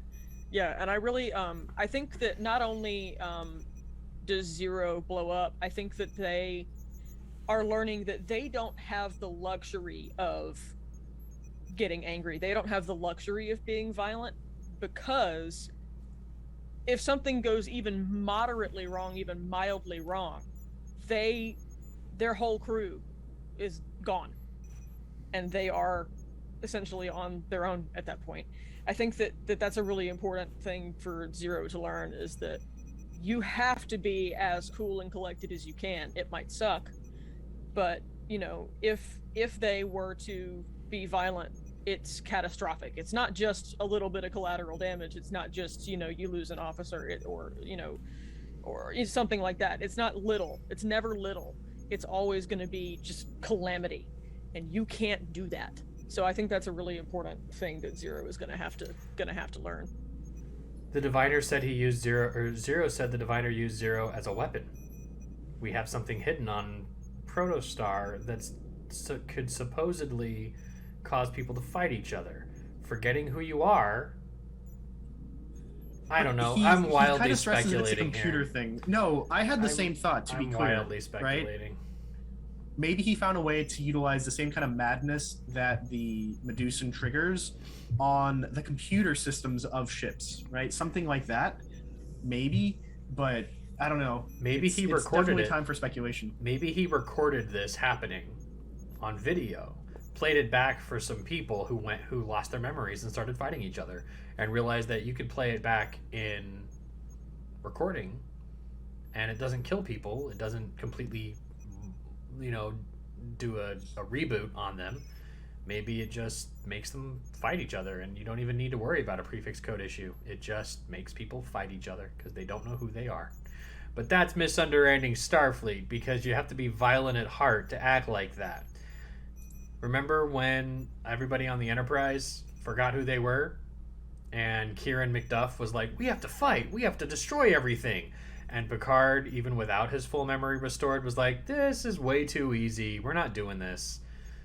Mm-hmm. That's underestimating Starfleet right there. I would love to see this show go like, all right, we've deployed the evil weapon, and nothing happened. And 6 weeks later, after a medical bay treatment, we got everybody back to normal, and it was fine.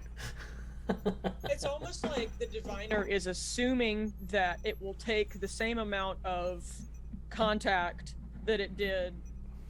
It will take the same amount of contact to destroy Starfleet as it did the Vaunakot, if that makes any sense. Because, I mean, all they did was say, hey, you know?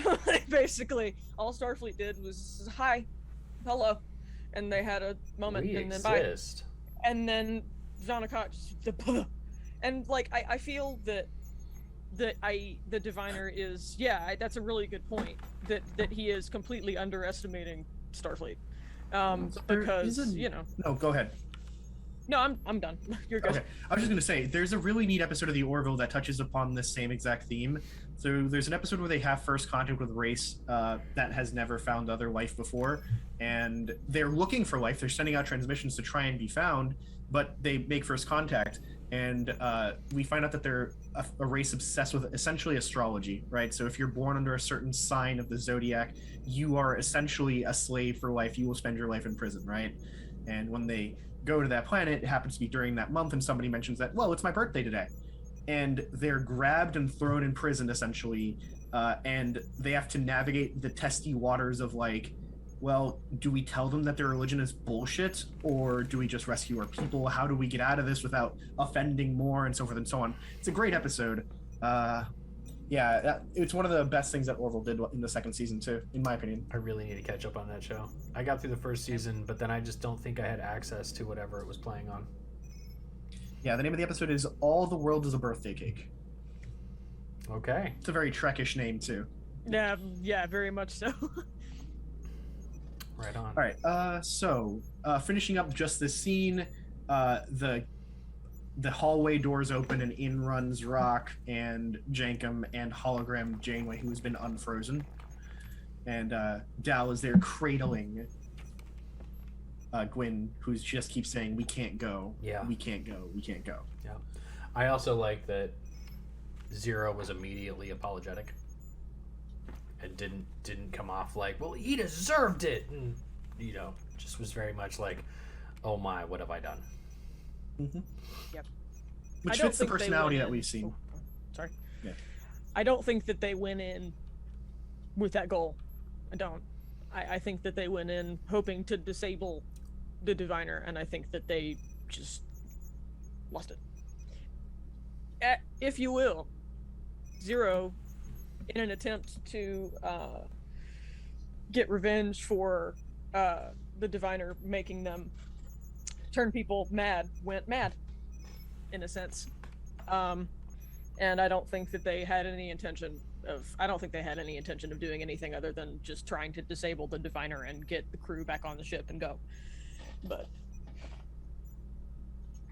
Yeah, no, that tracks. All right, so here ends the regular episode, and now we go into like a training log. This is kind of like compressed bits of story that are being just narrated by the Janeway hologram, which is nice. It feels almost like a season finale rather than a mid-season finale. True. So we get this cool scene with the Cation child with the crew that they have for the Rev 12 standing around a comm badge talking to each other. So it's nice that they're transforming the Rev 12 from a symbol of captivity to a vehicle for liberation. They're going to learn to fly it. It's going to be challenging for them, and you get this really pretty scene of it flying over some ring planets and just kind of like coasting. that was very Voyager-esque to me. That was very With you there. Voyager opening. I don't know. Maybe I'm a nerd, but it was nice. So then we cut to what they've done with the diviner, and he's been dropped off on Tars Lamora, alone, crazy, and he seems to be carving some kind of symbol into the ground. Did you see this as a familiar symbol, Dag? Yeah, it looks like the UFP logo. Yep. Which is endlessly creepy. Yep. Oh yeah, yep. But also, good riddance. Chef's kiss. Even in his madness, he still hates them. Like, I will miss John Noble though. I will miss. Well, I mean, it could be cool. two things. It could, I mean, yeah, it does look a little bit like the UFP logo. The only difference here is that the scallops around the side are flowing into each other and not away from each other. But it could also be the last thing he remembers seeing, which is a Medusan explode in the sky. Yeah, that's fair. I thought it was the UFP symbol. I thought it was like his "with my last dying breath I stab at thee" kind of thing. Like, it's just his hatred and he's just writing it. It's the only thing he can think of. Works. It really does. He's also just crazy. So, True. I mean, at this point, he's like not even. How is he living without his life support tech? Probably not for long. Well, I'm thinking. yeah. I mean, he's crawling on the ground. I'm thinking he's probably pretty. You know, he'll he just runs You're on sad liquid. about losing John Noble. Maybe he'll come back. Yeah, that would be That's cool. true. That's true. Yeah. I mean, we have He to. was a cool character. We have to tie up the loose end of what happens when Renzo's background resolves. Anyways, so finishing up this though, so they left the diviner alone on the planet, and he's just there. I don't know, maybe Vaunicott physiology can overcome Medusan madness after some time. Maybe if he activates his blue lines of energy around his face, it like resets his brain or something. We don't know yet. Maybe we'll find out. If he even knows he can do that. Yeah, who knows? Maybe he'll accidentally trigger it when threatened by like a rock slide or something. We don't know. But they did take off his armor, which means that all that like animate matter tech that he's got built into it is left on the protostar. Hopefully Maybe. something that Gwyn can learn to use. Yeah.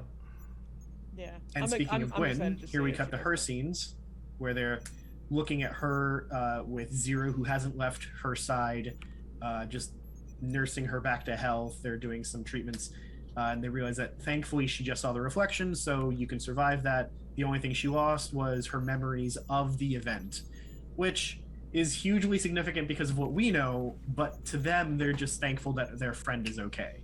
Yeah. Right. Exactly. I love Zero. I just want to say I love them. They make this one mistake. I mean, it's a pretty big mistake, don't get me wrong, but they make this one mistake and do not leave Gwyn. They do not leave her. They stay, they fix it. They fix the problem that they caused, and really seemingly without too much help. They just are, I mean, obviously they're going to know more about Medusan stuff than anybody else is going to, but they don't leave, and it's very sweet, and I really like Zero. Yeah, I mean, hopefully the Federation database had some information too, because, you know, they've been in contact with the Federation since like the early 23rd century. Mhm. So, like, hopefully this isn't the first time something like this has happened. There is some treatment information.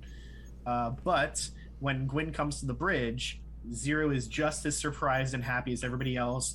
Arms up in the air, excitement kind of moment for everyone, which was great. Yep. Why is Rock Talk studying krill? She's trying to expand her diet. Doesn't just want to eat Nutrigroup anymore. I love her. I didn't even notice that. Oh, I love Rock Talk. So she's going with sea fish, which is like shelled goop, rocky goop. All right, it's fine. Justice for Rock. It's just by a the great way. moment there of her trying to study and Murph going back to normal. Yep, You just know. eating the pad out from her hand. Yeah. Chaotic Yeah. neutral gel. Cool. So the thing ends with like Janeway hologram just saying that like they are essentially a crew full of prodigies, and they don't even realize just how impressive they all are. They have such great potential. all that they've learned, and they've gotten so much stronger, but they've got so much more to go, right? It's super positive and supportive. It's delightful. Yeah, I really liked the ending narration there. Yeah. I did too. It was Good stuff. lovely. I'm so glad. I am so glad that we have Janeway back and that we have Kate Mulgrew back doing a kids show, and because that ending monologue is just it's lovely, and I'm so glad. Every episode of the show to me has been absolutely wonderful. I just knocked it out of the park. I love it. And it feels so much like a season finale, doesn't it? It really does. It does. And I'm wondering how they're gonna set up The second for half. a second half. I feel like there's gonna be some sort of shift, I think, at the end of season 1, because clearly there's like a part 1 and a part 2 to chapter 1, and then chapter 2, part 1, part 2. It's, but It includes a coffee cup. Yeah, big old it coffee does mug. indeed. It does. So, last little thing that happens in this scene before we cut to the 30 seconds of teasing delight at the end. We get this moment where Dal is asked where to go, like where to set their course to, and he goes, "It's time to return their ship." And Gwyn shows a moment of like serious concern, and people stop and go, like, "Is everything okay, Gwyn?" But the memory is missing, but the emotional reaction was correct, right? So maybe with treatment, maybe eventually those memories can be recovered. But at the moment, she definitely expresses some concern about like set a course for Starfleet. That's why I think that Gwyn's memories or lack thereof are going to become more important in the second half of the season. I think that she is going to remember either the holodeck program that happened, or just any snippet of something that her father said, or she's going to go back through all of those weird encrypted files and stuff and learn more about it. Yeah. That is good, because clearly it's not all gone. Yeah, Some of it is still there, just fragmented. well, let's not forget, right? Dal and Zero, all of them actually went into the same holo program, so they know it's there, right? Like, it's not like a surprise. Oh, there was a holo program that people were... No. We went into it, so now let's figure out what it was, why they were there in that program too. Yeah. So I'm sure that they'll do some of that like post-mortem after the fact. Oh yeah. So yeah, Right. that's our gasp moment. Oh no. And then we have an epilogue. And then we have a great little epilogue, which starts with a Trill officer noticing that there's a third time that proto-warp drive has been used in a certain region. And they report it to their CO, who goes, "Twice is a coincidence. 3 times, there's something there." So we get this beautiful reveal of a coffee mug that's just like the one right behind me, and we get Admiral Janeway standing on the bridge of a starship with a very diverse Federation crew traveling to get to the protostar at maximum warp because they're coming for Chakotay. Yep. These uniforms. Awesome. So the comm badges they have are the Picard 2399s. The show takes place in 2383, so there's a comm badge adoption happening at some point shortly after Lower Decks. But We've seen so many. no, uniforms at you're the not same wrong. time. You're not wrong. We have. But the point that I was getting to is that these uniforms have the flap open, very much like the Lower Decks kind of a thing. And the rank pips are now on the shoulder here, which also leads us into Picard. Not all of them though. No, Look at no, the Andorian behind Janeway. Still has them on the neck.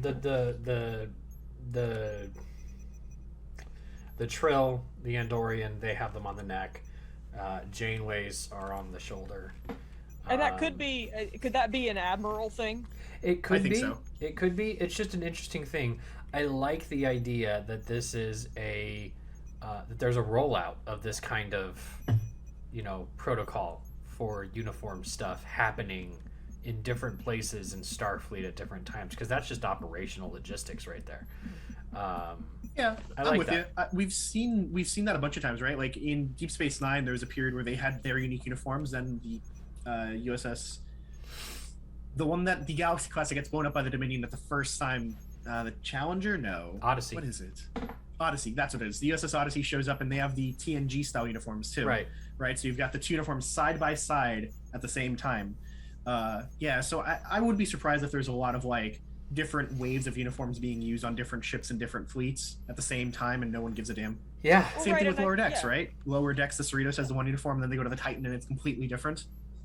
And it also might have to do, I mean, because any sort of military institution is going to have multiple different uniforms across multiple different, for example, like a science vessel may have different uniforms than an exploration vessel in general. It might have different, connotations, different places. So I think it's perfectly normal to assume that like not every single uniform is the same across all of the ships because it's a huge fleet. And there's a lot of different officers with different roles, a lot of different ships that do different things. So yeah, that makes sense to me. I also think we saw similar uniforms, these uniforms, with Captain Crusher. Am I wrong? The Pasteur Captain Crusher? Yes, I think. I saw an image compilation of it on Twitter, and I can't think of it now. We also saw a similar comm badge with in Voyager's Timeless with Captain LaForge. Yeah, and in All Good Things, right? Like that's the same. So it's not, and I'm just going to point it out. The All Good Things badge is not the same badge used in Picard. There are slight differences, but just as a comm badge aficionado, there are differences. Point being that this one actually, the one that we see here is the All Good Things badge. You can tell because the protrusions come out the top. Now that I look at it again, in Picard 2399, those little sidebars, they don't protrude over the top. They align with the delta. That's why it looked weird to me. Okay, I was wondering if I was crazy because I knew that something was slightly different, but they're similar. They're just okay. So it comes over the top instead of just following the. Okay. Right. So these are the All Good Things badges. Sweet. My bad from earlier, but there is a distinction that the keen eye mandates. I appreciate you explaining. So then we come to our last revelation of the episode. Oh, before you say it, okay. I just need to know, how did you squeal? Several did you times. Geek out? Yeah, I did. Absolutely. Tell us. So I was freaking out when I realized. So in the scene where the Trill officer is reporting that they found the third ping or whatever, the panels on the back, I was like, oh yeah, this is the Dauntless. Yep, this is the Dauntless. I was right there. Yeah. I was right there. I was going, I've seen this before. Yep. And then the bridge itself looked much more Starfleet than the Dauntless's. Like it actually had comfortable chairs. It didn't have like bar stools like the Dauntless did. Yep. But I was in. Then they showed the outside of it, and it was it for me. Yep. I was so freaking out. It is a different design than the actual Dauntless that Arturis used as his bait ship, but it is very similar. It was clearly influenced by it. It has an actual shuttle bay, which is a nice upgrade because Arturis's did not. Yep. It's a very small looking shuttle bay, but it has one. It's got a secondary hull that looks really utilitarian. Mm-hmm. It's less sleek looking than Arturis's ship. And from revelations from the production crew, it does have quantum slipstream. It is just a more limited form of quantum slipstream than the original ship, and it's still a test ship. So cool. So I don't know if you're done. There's just a thing that's kind of eating at me with the whole time travel thing going on. I don't know if Protostar has been built yet by this time at the end of this episode. I don't think it has. And I think these weird signals that are coming up on the Trill's dash there are worthy of exploration because it means something to Janeway. Maybe it's like test bed tech that shouldn't exist yet. But that's where I'm thinking is that the Protostar drive is how quantum slipstream gets stabilized. And that's I can't disagree with you more. I can't disagree. Okay, do it. Because doesn't she say that she's going for Chakotay specifically and also Exactly. that Chakotay captained the ship? I don't think she said Chakotay captained the ship, but she does say Protostar is back on the board, and then she's looking for Chakotay, so we can assume that they're like linked, right? My biggest thing though is actually the registry number on these. The registry number on the Dauntless is substantially higher than on the Protostar, right? So that means it's built after. Dang it! So I want my if time it's travel newer, shenanigans. Oh, there's definitely time travel shenanigans. Oh, there will be. Here's the 2 time travel shenanigans that I think are here. Okay, I think 1, the diviner traveled back in time from somewhere around like 50 or 60 years into the future, and at essentially current day or like maybe a little bit before, he encounters Chakotay because he's there having left Federation area. He's exploring the Delta Quadrant. He tries to take the ship, and then in some way, that ship is then thrown 17 years further back into the past. That 17 years further is how he lost the ship and had to spend 17 years trying to find it. That's my 2 time jumps. The diviner has to live through both of those. He has to live through the 17 years where he's looking for it, and then he's got 50 more years that he'd have to do before he caught back up to his original timeline. But yeah, I think that there's 2 time jumps, both backwards in this show. Okay. I'll agree with that, only because if I think about it more, my head will explode.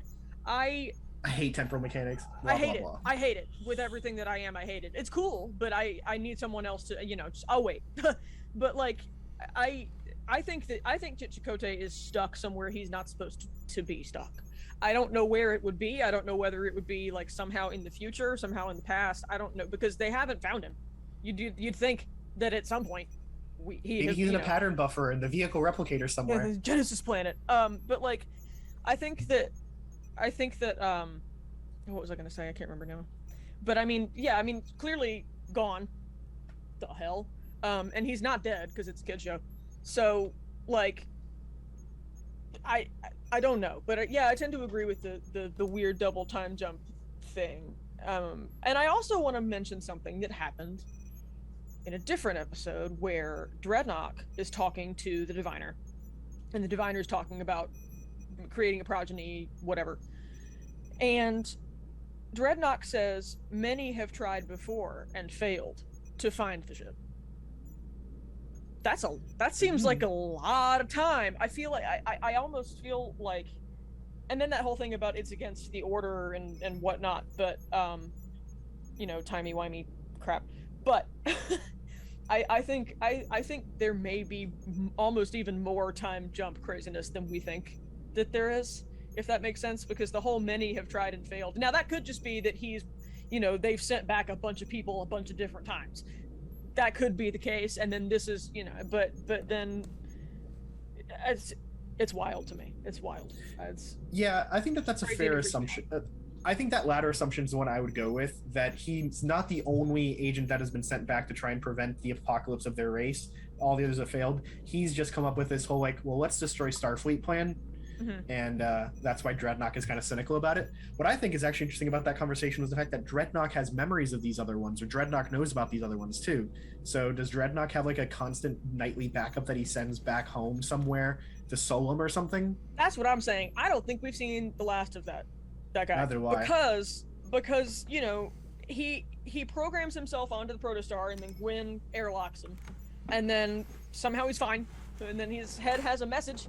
And then, and then he's also fine back with Diviner, and then they decapitate him again. But the thing is, he's been decapitated before, and probably the program is on that ship. So, the program is still in the vehicle replicator. I mean, the vehicle replicator made him once, and they probably still have. I mean, something.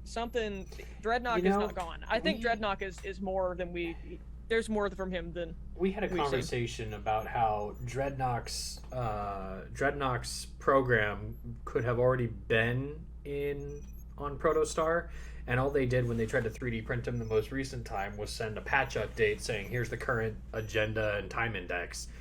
But if the program is already on the Protostar, that means that it was on the Protostar when the code was changed, which means if the code was changed before the time travel event, Dreadnought's program may have gone through a couple of loops, and that could be some weirdness there.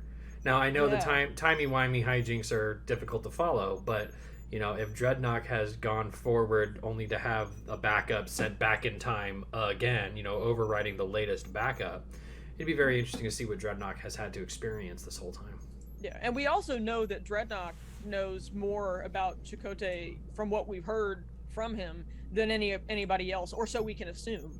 True that. And so I feel like if he were to come back, he probably would have more insight than anybody else into, hey, where the hell, where is he? You know, I feel like that would happen as well. But I don't think we've seen the last of him. But I feel like that gif of the woman with all the numbers swirling around her head, trying to figure out all this time stuff. It's too much. But yeah, that's from we'll Homeland, see. I think. Mm-hmm. That's Homeland. Yep. Well, overall, I thought this was a really great tie-up for the mid-season finale.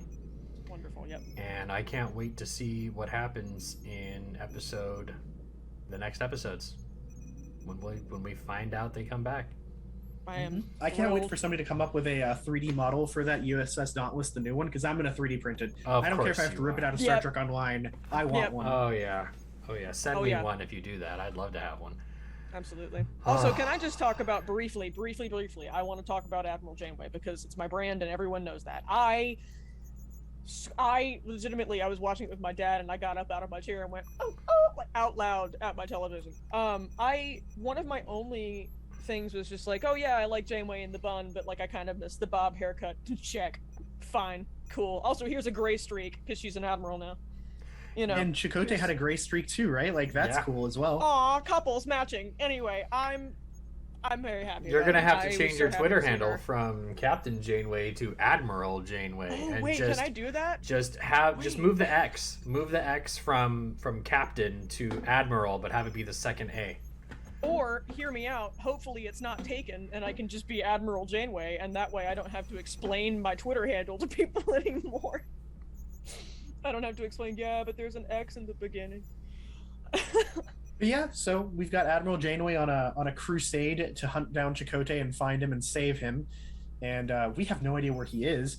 I don't even know if that means we may not even get an intersection between the Protostar and the Dauntless soon, right? Like the Dauntless probably traveled pretty fast with quantum swiftstream, but the Proto Warp is obviously faster. So there's but they're gonna going be toward each some- other, aren't they? Maybe.